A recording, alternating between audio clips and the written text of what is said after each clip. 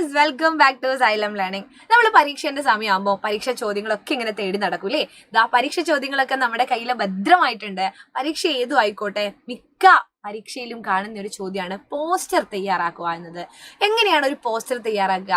ഇപ്പോൾ കാർഡിന്റെ പ്രാധാന്യത്തെക്കുറിച്ച് നിങ്ങളോട് ഒരു പോസ്റ്റർ തയ്യാറാക്കുക പറയുകയാണെങ്കിൽ നിങ്ങൾ എന്താണ് അതിൽ എഴുതേണ്ടത്? നിങ്ങൾക്ക് അടിപൊളിയായിട്ട് ചിത്രം വരയ്ക്കുന്നവരാണെങ്കിൽ നിങ്ങൾ എന്ത് ചെയ്യുക, നല്ലൊരു കാർഡിന്റെ ഒരു നല്ലൊരു ചിത്രമൊക്കെ വരയ്ക്കുക. കാർഡ് എന്ന് കാണിക്കുന്ന തരത്തിലുള്ള ചിത്രം.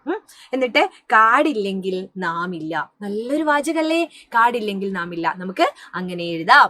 പിന്നെ ഇനി വേറൊരു ഉദാഹരണം, പരിസര മലിനീകരണം, പൊതുമാലിന്യങ്ങൾ അല്ലേ, അതൊന്നും പുറത്ത് നമ്മൾ നിക്ഷേപിക്കരുത് എന്നറിയാം. അതിനെതിരെ നമ്മൾ എന്ത് ചെയ്യണം?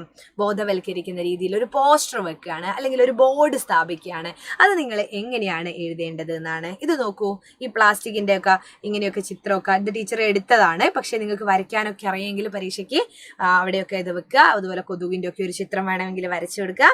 എന്നിട്ട് ആരോഗ്യം, സമ്പത്ത്, ശുചിത്വം പാലിക്കൂ, രോഗങ്ങൾ അകറ്റൂ, ഇങ്ങനെയൊക്കെ എഴുതി കഴിഞ്ഞാൽ ഒരു പോസ്റ്ററിലെ വാചകങ്ങളായി. ഇപ്പൊ ബോർഡ് സ്ഥാപിക്കാനാണെങ്കിലും ഇത് മതി.